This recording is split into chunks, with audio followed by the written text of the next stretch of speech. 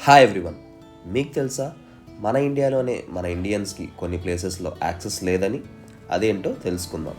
Constitution of India series fundamental రైట్స్లో ఈరోజు మనం article 19 right to freedom of movement గురించి తెలుసుకోబోతున్నాం.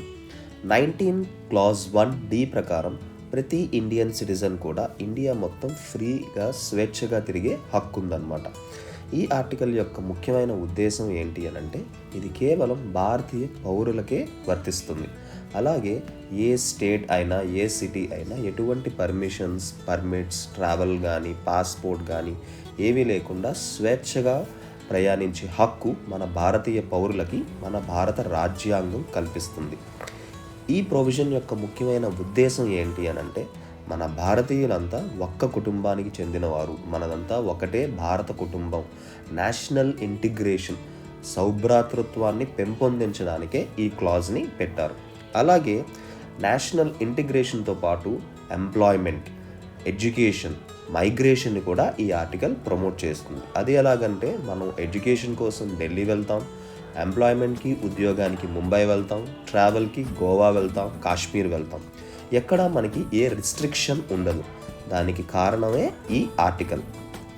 అలాగే రీజనల్ డిస్క్రిమినేషన్, రాష్ట్రాల మధ్య అంతరాలను తగ్గించడం కూడా ఈ ఆర్టికల్ యొక్క ముఖ్యమైన ఉద్దేశం. ఇవన్నీ చెప్పుకున్నాం. మరి మనకున్న రిస్ట్రిక్షన్స్ ఏంటో తెలుసుకుందాం. ఈ ఆర్టికల్ 19(1)Dలోనే 3 కారణాలుగా మన మూమెంట్ని గవర్నమెంట్ రిస్ట్రిక్ట్ చేస్తుంది. అదేంటి అని అంటే, public order, public health and protection of interest of scheduled tribes. అవేంటో ఒక్కొక్కటిగా తెలుసుకుందాం. వీటిలో మొదటిదే పబ్లిక్ ఆర్డర్. ప్రభుత్వం లా అండ్ ఆర్డర్ మెయింటైన్ చేయడానికి, ప్రజా సంరక్షణ కొరకు ఫ్రీడమ్ ఆఫ్ మూమెంట్ మీద కొన్ని రిస్ట్రిక్షన్స్ పెడుతుంది. అదేంటి అని అంటే, కమ్యూనల్ వయలెన్స్, రయటింగ్ అండ్ ప్రొటెస్ట్ జరిగినప్పుడు ఫ్రీడమ్ ఆఫ్ మూమెంట్ని కట్టేలు చేస్తారు. మన రీసెంట్ ఎగ్జాంపుల్స్ అయిన ఢిల్లీలో 2020 కమ్యూనల్ రయట్స్ కానీ, లేదా ఫార్మర్స్ ప్రొటెస్ట్స్, కొన్ని లక్షల మంది ఫార్మర్స్ ఢిల్లీకి రాగానే ఢిల్లీని క్లోజ్ చేసేశారు. ఎందుకు అని అంటే, అదొక నేషనల్ సెక్యూరిటీ ఇష్యూ అన్నమాట. అంతమంది జనాలు క్యాపిటల్కి వస్తే కంట్రోల్ చేయలేరు.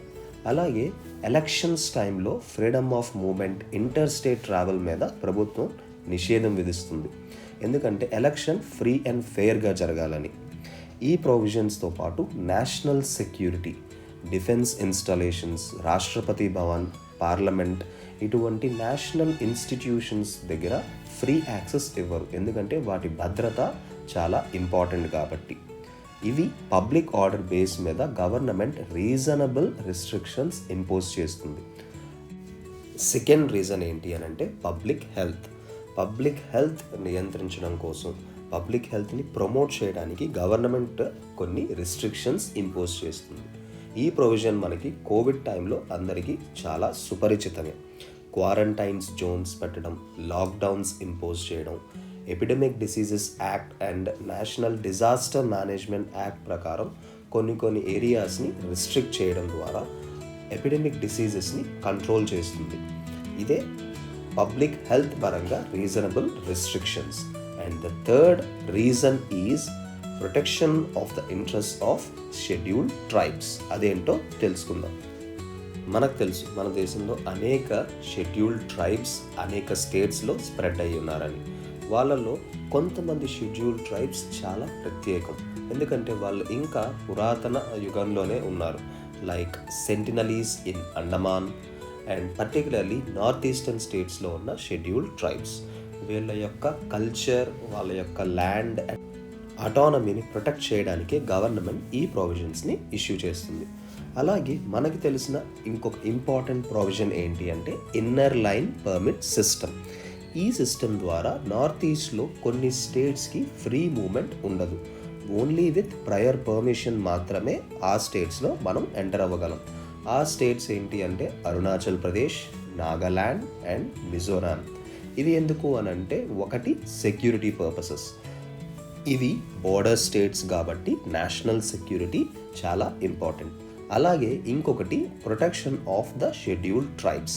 ఈ స్టేట్స్లో 90% షెడ్యూల్డ్ ట్రైబ్సే ఉంటారు. లైక్ నాగాస్, కుకీస్, మీజోస్, లాంటి షెడ్యూల్డ్ ట్రైబ్స్ యొక్క కల్చర్, వాళ్ళ యొక్క అటానమీని కాపాడడం కోసం ఓన్లీ పర్మిటెడ్ పీపుల్నే అలో చేస్తారు ఈ స్టేట్స్లోకి. ఈ పైన చెప్పిన 3 కారణాల ద్వారా మన ఇండియాలో మన ఇండియన్స్కి కొన్ని వాటిల్లో ఫ్రీ యాక్సెస్ లేదు. అదే public order, public health and protection of scheduled tribes. అలాగే ఈ ఆర్టికల్లో ఇంకొక ఇంపార్టెంట్ విషయం ఏంటంటే, ఇది right to movement only with in India గురించే చెప్తుంది. అంటే భారతదేశ పరిమితుల్లోనే, సరిహద్దుల్లోనే మనం ట్రావెల్ చేయగలం.